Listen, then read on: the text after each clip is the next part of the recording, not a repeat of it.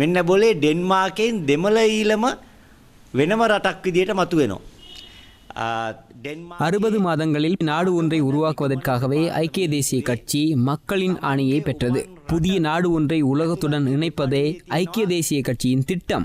டென்மார்க்கில் தமிழீழம் என்ற தனி நாடு ஒன்று உருவாகியுள்ளது. அந்த நாட்டில் விசா உள்ளிட்ட சில விடயங்களுக்கான உத்தியோகபூர்வ விண்ணப்பங்களின் போது தங்களது தேசிய இனம் தொடர்பிலான தெரிவில் தமிழீழம் என்ற விடயத்தை குறித்து காட்டக்கூடிய வாய்ப்பு வழங்கப்பட்டுள்ளது. இதற்கு முன்னர் ஆஸ்திரேலியா குடிசன மதிப்பீட்டு திணைக்களமும் இனங்களின் தேசியத்தை குறிப்பிடும் இடத்திலும் ஸ்ரீலங்காவுடன் சேர்த்து தமிழீழம் என்ற நாடும் குறிப்பிடப்பட்டிருந்தது. இதற்கு அங்கு வாழும் ஸ்ரீலங்கா பிரஜைகளால் எதிர்ப்புகளும் வெளியிடப்பட்டன. ஒரு நாடு உருவாவதற்கு நிலம் காணப்படாவிட்டாலும் அதனை ஏனைய நாடுகள் ஏற்றுக்கொள்வது மிக முக்கியம். பலஸ்தீனத்திற்கென ஒரு நிலப்பகுதி காணப்படாவிட்டாலும் ஒரு நாடு என்ற வகையில் அதனை சர்வதேசம் ஏற்றுக்கொண்டது. பின்னரே அங்கீகாரம் வழங்கப்பட்டது. அந்த அடிப்படையிலேயே நாடு கடந்த தமிழீழம் என்ற ஒன்றை உருவாக்கி ருத்ரகுமார் அந்த நாட்டின் பிரதமராகவும் நியமிக்கப்பட்டுள்ளார். ஸ்ரீலங்காவில் உள்ளவர்களுக்கு தெரியாவிட்டாலும் தமிழீழம் உருவாகிவிட்டது. எங்களுக்கு தெரியாமல் உலகம் முழுவதும் தமிழீழத்திற்கான அங்கீகாரத்தை பெற்றுக்கொள்வதற்கான நடவடிக்கைகள் முன்னெடுக்கப்பட்டுள்ளன. எமது அரசாங்கம் மௌனமாக இருந்தால் தமிழீழ விடுதலை புலிகளின் தலைவர்